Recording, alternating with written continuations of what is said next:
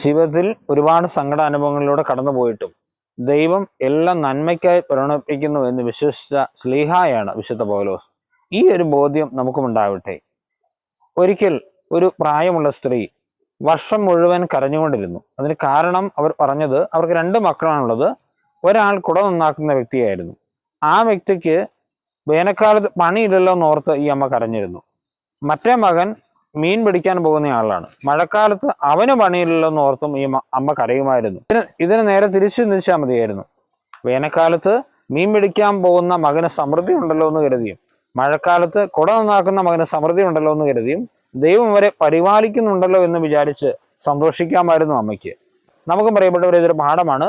നമ്മുടെ ജീവിതത്തിൽ ദൈവം വച്ചു നേടുന്ന കാര്യം എന്തായാലും അതിൽ നന്മയുണ്ടാകുമെന്ന് വിശ്വസിക്കുക. അതാണ് യഥാർത്ഥ ബോധ്യം ഉണ്ടാവേണ്ടത്. ദൈവം നമ്മളെല്ലാവരെയും അനുഗ്രഹിക്കട്ടെ. നമ്മുടെ കർത്താവ് ഈശോ മിശിഹായുടെ കൃപയും പിതാവായ ദൈവത്തിന്റെ സ്നേഹവും പരിശുദ്ധാത്മാവിന്റെ സഹവാസവും നമ്മെല്ലാവരും കൂടെ ഉണ്ടായിട്ട് ഇപ്പോഴും എപ്പോഴും എന്നേക്കും. ആമേൻ.